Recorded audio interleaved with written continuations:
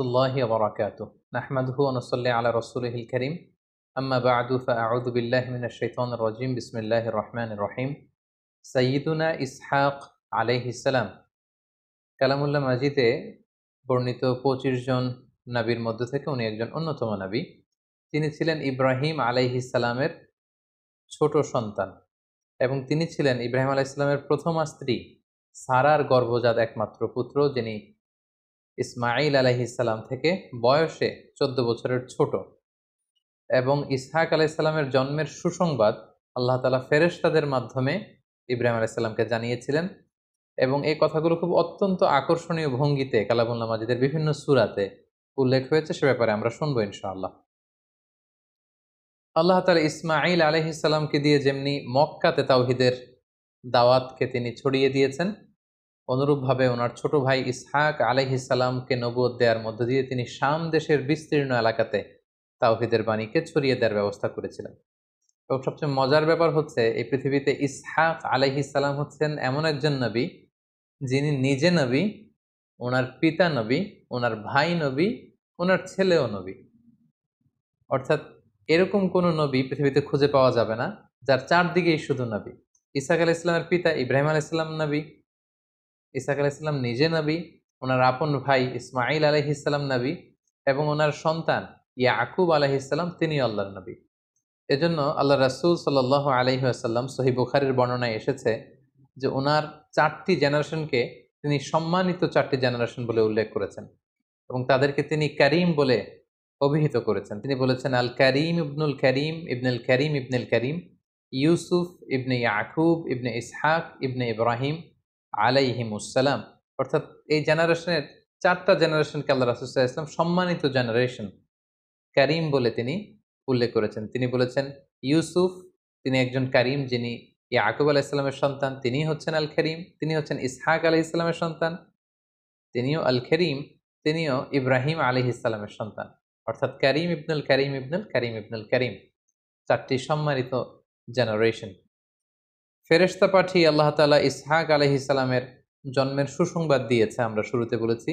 সেই সুসংবাদ দেওয়ার ব্যাপারটি কেমন ছিল আমরা সরাসরি কোরআন থেকে শুনবো। সূরা হুদে আল্লাহ তাআলা ইরশাদ করছেন, ওয়ালাকাদ জাআত রুসুলুনা ইব্রাহিমা বিল বুশরা ক্বালু সালামা। আল্লাহ তাআলা ইব্রাহিম আলাইহিস সালামের কাছে সুসংবাদ পাঠিয়েছেন।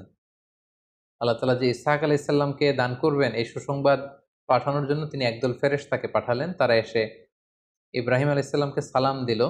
ক্বালা সালাম, ইব্রাহিম আলাইহিস সালাম সালামের উত্তর দিলেন। ফামা লাবিসা আন জাআ বিআজলিন হানিফ। আমরা জানি যে ইব্রাহিম আলাইহিস সালাম অত্যন্ত অতিথি পরায়ণ একজন নবী ছিলেন। তিনি মেহমানদেরকে খুব পছন্দ করতেন, মেহমানদেরকে খাওয়াতে পছন্দ করতেন। সো ফেরেশতারা যখন আসলো মানুষের সূরাতে, তিনি মেহমান মনে করে তাদেরকে একটি ভুনা বাছুর, একটা বাছুরকে ভুনা করে গ্রিল করে তাদের সামনে উপস্থাপন করলেন। ফালাম্মা রাআ আইদিয়াহুম লা তাসিলু ইলাইহি নাকিরাহুম ওয়া আওজাসা মিনহু খীফা। তিনি দেখলেন যে মেহমানরা সামনে ভুনা বাছুর যখন দেয়া হলো গ্রিল করে, তারা কেউই খাচ্ছে না। বাছুরের সেই প্লেটে কেউ হাত দিচ্ছে না। দীর্ঘ সময় হয়ে গেল ওনারা খাচ্ছেন না। এটা দেখে ইব্রাহিম আলাইহিস সালাম ভয় পেয়ে গেলেন। তিনি ভাবলেন যে এরা ডাকাত দল না তো?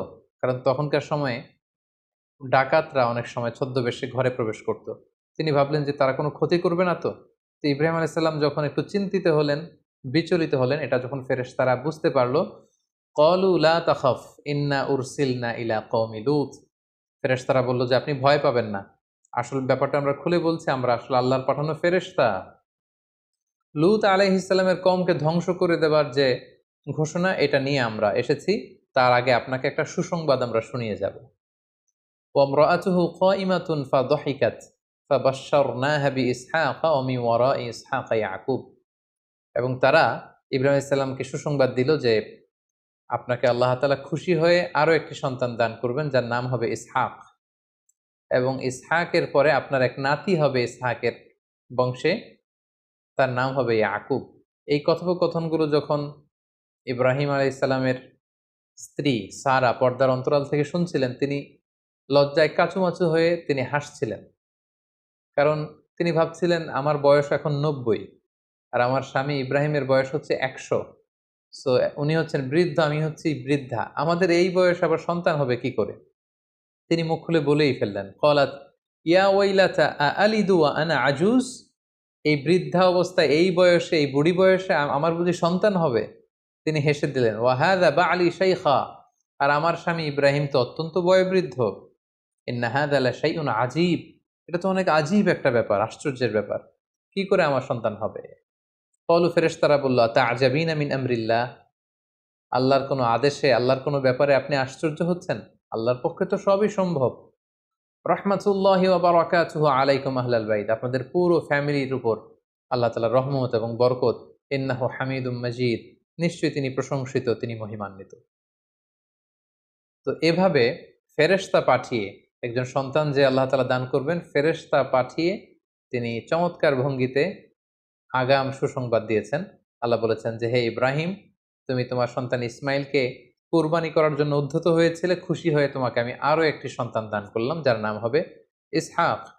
এবং অন্য একটি আয়াতে সূরাতুল আম্বিয়াতে আল্লাহ ইরশাদ করছেন, ওয়া ওয়াহাবনা লাহু ইসহাক ওয়া ইয়াকুবা নাফিলাতান ওয়া কুল্লান জাআলনা সলিহিন।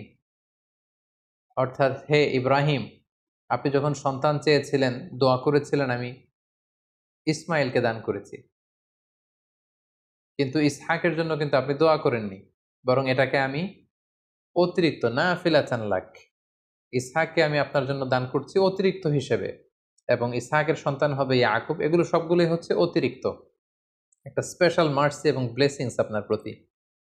ওয়াজআলনাহুম আইম্মাতান ইয়াহদুন, এবং তাদেরকে I am gonna make them leader of the উম্মাহ, গোটা উম্মার তারা লিডার হবে, তারা গোটা বিশ্বের মানুষকে হেদায়েতের বাণী দিয়ে আলোকিত করবে।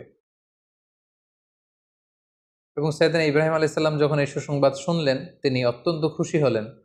পাশাপাশি তিনি অ্যামেজড হলেন, অবাক হলেন যে আমি ১০০ বছর বয়স, আল্লাহ তাআলা আবার আমাকে সন্তান দিবেন। তিনি শুকরিয়া আদায় করলেন।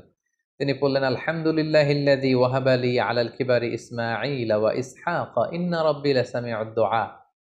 প্রশংসা সেই সত্তার, সে আল্লাহর, যিনি এই বুড়ো বয়সে, এই বার্ধক্যে উপনীত অবস্থায় তিনি আমাকে দুটি সন্তান দিচ্ছেন। ইসমাইলকে তো দিয়েছেন, তার ১৪ বছর পরে তিনি ইসহাককে দান করার এই সুসংবাদ তিনি আমাকে শোনাচ্ছেন। সাইয়েদনা ইসহাক আলাইহিস সালামের ব্যাপারে আলাদা করে কোনো ঘটনা কালামুল্লাহ মাজিদে উল্লেখ পাওয়া যায় না, বরং অন্যান্য নবীদের সাথে মিলিয়ে আল্লাহ তাআলা সাইয়েদনা ইসহাক আলাইহিস সালামের ব্যাপারে বিভিন্ন আয়াতে তিনি কথা বলেছেন। যেমন সূরা নিসা আল্লাহ তাআলা ইরশাদ করছেন, ইন্না আওহাইনা ইলাইকা কামা আওহাইনা ইলা নূহিন ওয়ান নাবিয়্যিনা মিন বা'দিহি ওয়া আওহাইনা ইলা ইব্রাহিমা ওয়া ইসমাঈলা ওয়া ইসহাক ওয়া ইয়াকুবা ওয়াল আসবাত।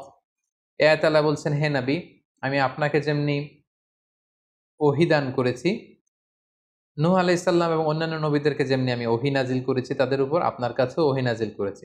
পাশাপাশি আমি ইব্রাহিমকে ওহী করেছি, তার ছেলে ইসমাইলকে ওহী করেছি, ইসহাকের প্রতিও আমি ওহী করেছি বা প্রত্যাদেশ করেছি। এভাবে অন্যান্য অনেক নবীদের সাথে মিলিয়ে আল্লাহ তাআলা ইসহাক আলাইহিস সালামের কথা উল্লেখ করেছেন। পাশাপাশি সূরাতুস সদ আল্লাহ তাআলা বলছেন, ওয়াযকুর ইবাদানা ইব্রাহিমা ওয়া ইসহাক ওয়া ইয়াকুব। স্পেশালি আল্লাহ তাআলা ৩ জন নবীর কথা উল্লেখ করলেন। আল্লাহ বললেন, হে নবী, আপনি আপনার কোরআনে এবং কুরাইশদের কাছে আমার বিশেষ ৩ জন নবীর কথা উল্লেখ করুন। একজন হচ্ছে ইব্রাহিম, আরেকজন হচ্ছে ইসহাক, আরেকজন হচ্ছে ইয়াকুব, অর্থাৎ নাতি, ছেলে এবং বাবা। ৩ জেনারেশনকে আল্লাহ একসাথে উল্লেখ করলেন এবং বললেন, উলিল আইদি ওয়াল আবসার, তারা হচ্ছেন উলিল আইদ মানে শক্তিশালী। এই ৩ জন নবী কোন দিক থেকে শক্তিশালী? আল্লাহর আদেশ বাস্তবায়নে তারা খুব শক্তিশালী ছিলেন। ওয়াল আবসার, তারা ভিশনারি ছিলেন, তারা চিন্তাশীল ছিলেন, তারা দূরদৃষ্টি সম্পন্ন ছিলেন। আল্লাহ তাআলা বলছেন, ইন্না আখলাসনাহুম বিখালিসাতিন যিকরাদ-দার, তারা এমন নবী যাদেরকে আখিরাতের জন্য আমি খালেস ভাবে তৈরি করেছি, অর্থাৎ দুনিয়াতে থেকেও তারা দুনিয়া নিয়ে পেরেশানি ছিলেন না।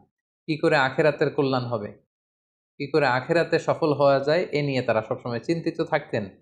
ওয়া ইন্নাহুম ইনদানা লামিনাল মুস্তাফাইনাল আখিয়ার, and they are the chosen personality to me. যে ৩ জনের কথা বললেন, আল্লাহ বললেন যে তারা হচ্ছে আমার কাছে চুজেন, মনোনীত, পছন্দনীয়। সুবহানাল্লাহি বিহামদি। এভাবে অন্যান্য নবীদের সাথে মিলিয়ে বিভিন্ন আয়াতে আল্লাহ তাআলা ইব্রাহিম আলাইহিস সালামের ছোট ছেলে ইসহাক আলাইহিস সালামের ব্যাপারে তিনি উল্লেখ করেছেন।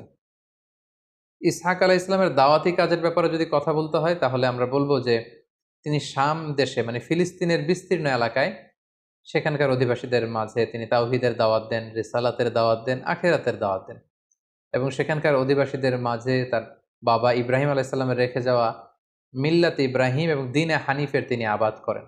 অর্থাৎ ইব্রাহিম আলাইসাল্লাম যে দাওয়াত দিচ্ছিলেন সে দাওয়াতেরই পূর্ণতা দান করেন সাইয়েদেনা ইসহাক আলাইহিসসালাম। অন্যান্য নবীদের মতো তার জাতিগোষ্ঠীর পক্ষ থেকে বিরোধিতা বা রিজেকশন এরকম কোনো কথা কোরআনে উল্লেখ হয়নি এবং সেখানে কোনো আযাবের কথাও উল্লেখ হয়নি। সাইয়েদেনা ইব্রাহিম আলাইহিসসালামের ফুটস্টেপকে ফলো করে সাইয়েদেনা ইসহাক আলাইহিসসালাম কানাআনের, ফিলিস্তিনের, শাম দেশের বিস্তীর্ণ এলাকা জুড়ে তিনি তাওহীদের রিসালাতের দাওয়াত দিয়ে দিয়ে তিনি তার জীবনকে অতিবাহিত করেছেন এবং তিনিও তার পিতার মতো সে ফিলিস্তিনে ইন্তেকাল করেছেন এবং সাইয়েদনা ইব্রাহিম আলাইহিস সালামের কবরের পাশে সাইয়েদনা ইসহাক আলাইহিস সালামকে কবর দেওয়া হয়েছে এবং স্থানটি এখনো আল খালিল জায়গা নামে পরিচিত এবং যে খালিল নামকরণটি বা নামটি সাইয়েদনা ইব্রাহিম আল খালিলের নামের সাথে মিলিয়েই খালিল এলাকা হিসেবে চিহ্নিত হয়েছে। সম্মানিত সুধী, সাইয়েদনা ইসহাক আলাইহিস সালামের জীবনী নিয়ে আলোচনা করবার পরে এবার আমরা ওনার জীবনী থেকে কিছু শিক্ষা খুঁজে বের করবার চেষ্টা করব, কিছু লাইফ লেসন। প্রথম যে লাইফ লেসনটি আমরা পাই সেটি হচ্ছে ইসহাক আলাইহিস সালামের বার্থ, জন্মটাই ছিল একটা মিরাকেল, একটা অলৌকিক ঘটনা। কারণ ওনার মা সারা, ওনার বয়স ছিল 90, ইব্রাহিম আলাইহিস সালামের বয়স ছিল 100। আমরা আমাদের সময়কালে 100 বছরের কোনো বয়োবৃদ্ধ নারী পুরুষের মাধ্যমে সন্তান হবে এটা কল্পনাই করতে পারি না। তো এজন্য এটা একটা মিরাকুলাস ব্যাপার ছিল। এজন্য এই ইসহাক আলাইহিস সালামের জন্মের সুসংবাদের জন্য আল্লাহ তাআলা ফেরেশতা পাঠিয়েছিলেন। এখান থেকে আমরা যেটা শিক্ষা পাই সেটা হচ্ছে আল্লাহ তাআলার পক্ষে সবই সম্ভব। Everything could be happen. তিনি সবকিছু করতে পারেন। তিনি মরুর বুকে ঝর্ণা বহাতে পারেন। তিনি বিশাল নদীকে মরুচর বানিয়ে দিতে পারেন। তিনি পাহাড়কে দরিয়া করতে পারেন। তিনি দরিয়াকে পাহাড় করতে পারেন। এমন কোনো জিনিস নেই যেটা আল্লাহ তাআলার পক্ষে সম্ভব না। তার চাক্ষুর জলজন্ত প্রমাণ হচ্ছে সাইয়েদনা ইসহাক আলাইহিস সালাম জন্মগ্রহণ করেছেন এমন বয়সে যখন ইব্রাহিম আলাইহিস সালাম বয়োবৃদ্ধ, যখন তার মা সারাও বৃদ্ধা। সো প্রথম যে শিক্ষাটা পাই, আল্লাহ তাআলার উপর অবিচল আস্থা এবং বিশ্বাসের শিক্ষা আমরা পাই, তিনি চাইলে সবকিছু করতে পারেন। দ্বিতীয় যে শিক্ষাটি আমরা পাই সেটা হচ্ছে বিশ্বাসী হিসেবে আমাদের কখনো হতাশ হওয়া ঠিক না। আল্লাহ তাআলা বলছেন লা তাইয়াসু মির রাউহিল্লাহ, আল্লাহর রহমত থেকে নিরাশ হয় না। বিশ্বাসীরা কখনো হতাশ হয় না, তারা কখনো নিরাশ হয় না, তারা কখনো হাল ছেড়ে দেয় না, তারা ভরসা রাখে আল্লাহর উপর। অনেক দম্পতি আমাদেরকে বলে যে দীর্ঘদিন তাদের দাম্পত্য জীবনে কোনো সন্তান হয়নি, তারা নিঃসন্তান। তাদেরকে আমরা বলি যে আপনারা সাইয়েদনা ইব্রাহিম আলাইহিস সালাম যেভাবে দোয়া করেছিলেন সেভাবে দোয়া করুন। তিনি দোয়া করেছিলেন রব্বি হাবলি মিনাস সলিহিন, হে আল্লাহ আপনি আমাকে নেককার সন্তান দিন। পাশাপাশি জাকারিয়া আলাইহিস সালামের একটি দোয়া রয়েছে, তিনি আল্লাহ তাআলার কাছে দোয়া করেছিলেন রব্বি লা তাযারনি ফারদাও ওয়া আনতা খায়রুল ওয়ারিসিন, অর্থাৎ হে আল্লাহ আপনি আমাকে নিঃসন্তান বানিয়ে রাখবেন না, কারণ আপনিই তো উত্তরাধিকারী দানকারী। সো এই দুটি দোয়ার কথা আমরা সে সমস্ত দম্পতিদেরকে সাজেস্ট করে থাকি যাদের দীর্ঘদিন চেষ্টা করে যাওয়ার পরও যাদের সন্তান হয়নি, আমরা বলবো আপনারা এই দোয়াটি পড়ুন। প্রথম দোয়াটি হচ্ছে রব্বি হাবলি মিনাস সলিহিন, ইব্রাহিম আলাইহিস সালামের দোয়া, হে আল্লাহ আপনি আমাকে নেককার সন্তান দিন। দ্বিতীয়টি হচ্ছে জাকারিয়া আলাইহিস সালামের দোয়া, রব্বি লা তাযারনি ফারদা ওয়া আনতা খায়রুল ওয়ারিসিন, হে আল্লাহ আপনি আমাকে নিঃসন্তান বানিয়ে রাখবেন না, আপনিই তো উত্তম উত্তরাধিকারী দানকারী। সো যাদের সন্তান হয় না তাদেরকে আমরা বলবো যে আপনারা আশাহত হবেন না, নিরাশ হবেন না, আপনারা চেষ্টা চালিয়ে যান, আপনারা দোয়া করুন, প্রয়োজনে যথাযথ চিকিৎসা গ্রহণ করুন। আল্লাহ তাআলা চাইলে সব করতে পারেন। তিনি চাইলে ছেলে দিতে পারেন, তিনি চাইলে মেয়ে দান করে থাকেন, তিনি যাকে চান ছেলে মেয়ে দুইটাই দেন, আবার কাউকে চাইলে পরীক্ষার অংশ হিসেবে তাদেরকে নিঃসন্তান বানিয়ে রাখেন। সো আমরা সবসময় হোপফুল থাকবো, নেভার লুজ হোপ, কখনো হতাশ হওয়া যাবে না, আমরা আল্লাহ তাআলার উপর সবসময় ভরসা রাখবো। ৩ নাম্বার যে শিক্ষাটি আমরা পাই সেটা হচ্ছে ভালো কাজের, কল্যাণমূলক কাজের ধারাবাহিকতা অব্যাহত রাখার জন্য গুড সাকসেসের রেখে যাওয়া, ভালো উত্তরাধিকার রেখে যাওয়া। সাইয়েদনা ইব্রাহিম আলাইহিস সালাম যদি ইসহাক আলাইহিস সালামকে তাওহীদের শিক্ষা না দিতেন, ছেলেকে ওইভাবে গ্রুমিং না করতেন, ট্রেন আপ না করতেন, তাহলে উনার দাওয়াত হয়তো ওইখানেই থেমে যেত। কিন্তু না, সাইয়েদনা ইব্রাহিম আলাইহিস সালাম ওনার সন্তানকে এমনভাবে তিনি গঠন করেছেন যে ওনার ইন্তেকালের পরে এই দাওয়াতি কাজের আঞ্জাম কিন্তু ওনার ছেলে ইসহাক আলাইহিস সালাম পুরো শাম দেশ জুড়ে দিয়েছেন। তিনি সেখানে তাওহীদের দাওয়াত দিয়েছেন, রিসালাতের দাওয়াত দিয়েছেন, আখিরাতের দাওয়াত কিন্তু তিনি সেখানকার জনগোষ্ঠীর মাঝে দিয়েছেন। সো আমরা কোনো ভালো কাজের ধারাবাহিকতা যদি অব্যাহত রাখতে চাই, আমাদেরকে এমন গুড সাকসেসের উত্তরাধিকার রেখে যেতে হবে যারা আমাদের অবশিষ্ট কাজটুকু আমাদের রেখে যাওয়া কাজটুকু যাতে তারা কন্টিনিউ করতে পারে। আল্লাহ তাআলা আমাদের সবাইকে কথাগুলো বুঝার ও আমল করার তৌফিক দান করুক। হাযা মা ইনদি ওয়াল ইলমু ইনদাল্লাহ আলাইহি তাওয়াক্কালতু ওয়া ইলাইহি উনীব। ওয়াসসালামু আলাইকুম ওয়া রাহমাতুল্লাহি ওয়া